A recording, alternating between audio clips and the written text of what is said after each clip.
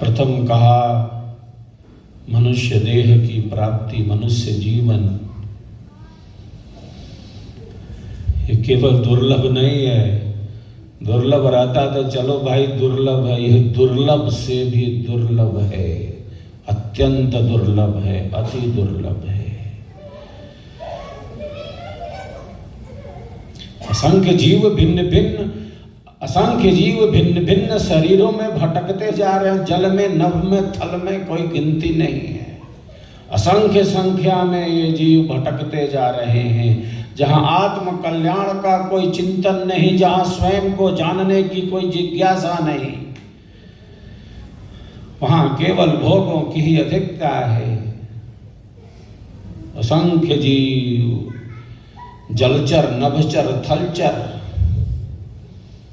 केवल भोगों को भोगते जा रहे हैं। मनुष्य जीवन दुर्लभ नहीं, ये दुर्लभ से भी दुर्लभ है, ये अत्यंत दुर्लभ है।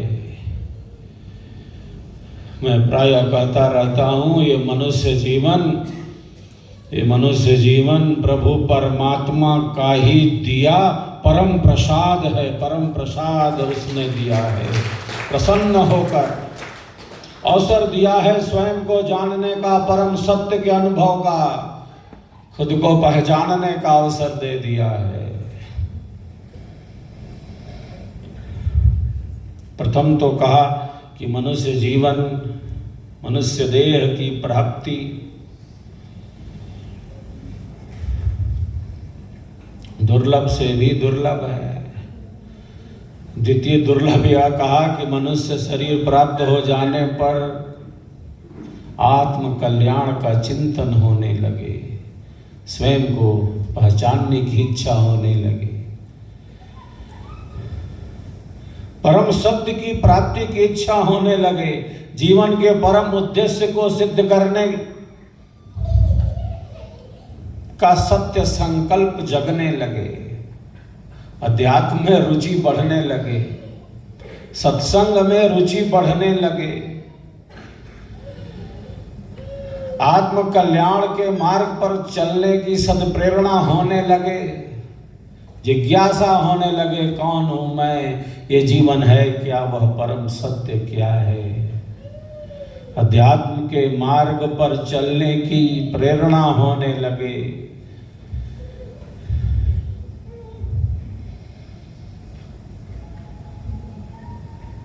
हमारे मनीषी कहते हैं ऐसा बहुत कम लोगों में होता है। आध्यात्मिक ज्ञान के प्रति रुचि, आत्म कल्याण के प्रति जागरण, ये केवल दुर्लभ नहीं है, ये दुर्लभ से भी दुर्लभ है, अत्यंत दुर्लभ है। मोक्ष की कामना हो जाए, जीवन के रहस्यों को जानने की सद्प्रेरणा होने लगे, जीवन क्या है, परम सत्य क्या है, कौन हूं मैं, इसके प्रति जिज्ञासा होने लगे। ये केवल दुर्लभ नहीं है, ये दुर्लभ से भी दुर्लभ है, क्योंकि जीवन तो जैसे यूं ही बीता जा रहा हो, समय जैसे यूं ही व्यतीत होता जा रहा हो, जिंदगी जीने में जैसे जिंदगी बीतती जा रही हो, वो तो व्यतीत होता ही जा रहा है। वो कहाँ किसी की प्रतीक्षा करने वाला है, वो तो दौड़ा भागा जा रहा है। न दिन स्थिर है, न रात स्थिर रहने वाली है, दोनों में ही बदलाव है।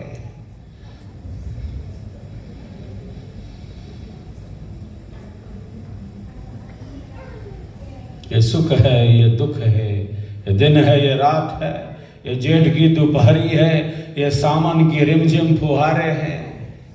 ये संसार है, निरंतर गति वाला है, निरंतर परिवर्तनशील है, कुछ भी यहाँ कहाँ स्थिर रहने वाला है। जब ये शरीर ही स्थिर रहने वाला नहीं है, तब अन्य वस्तुओं, संबंधों, भोगों, पदार्थों की क्या बात करें।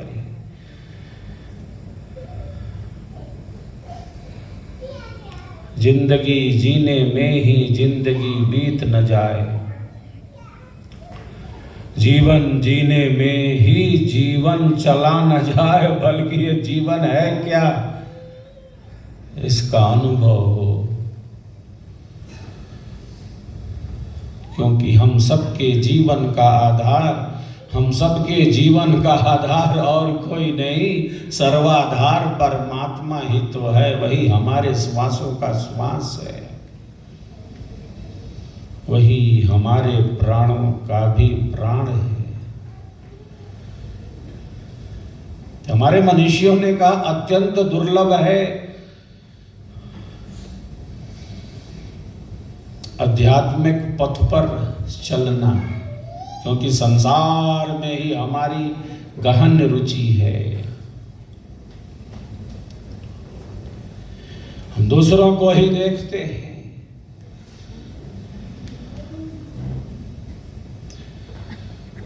हमारी इंद्रियां ही बहिर्मुखी हैं, वो बाहर ही दौड़ लगाती जा रही हैं।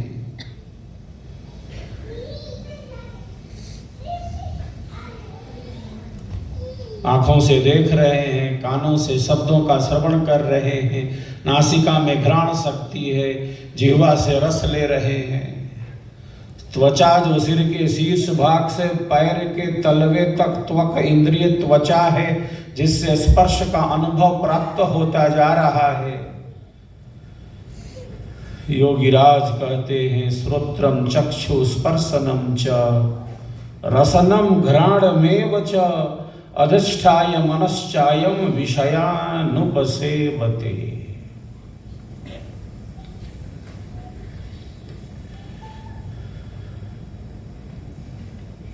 ईश्वर ने इंद्रियों को बहिर्मुखी बनाया है, इसीलिए हम बाहर ही देखते हैं।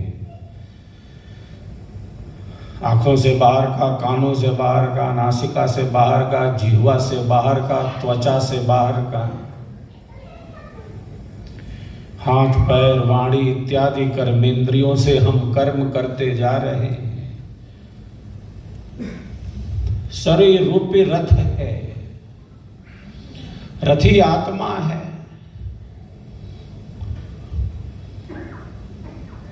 शरीर दृश्य है और इस दृश्य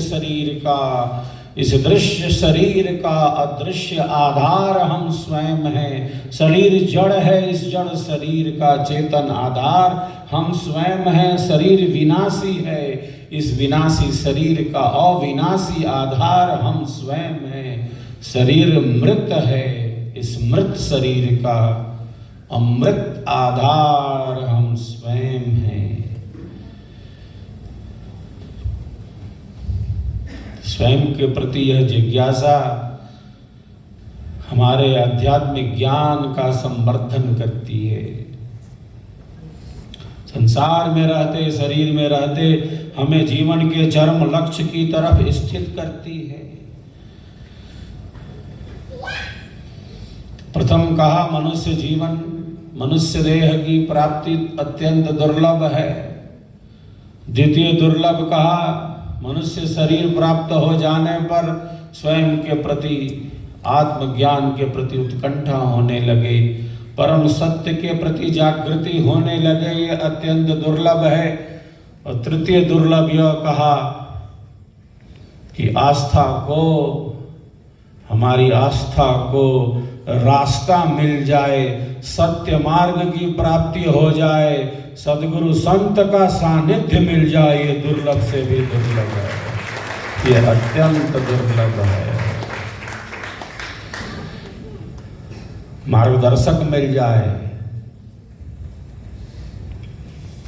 मैं प्रायः कहता रहता हूँ, जो विहंगम योग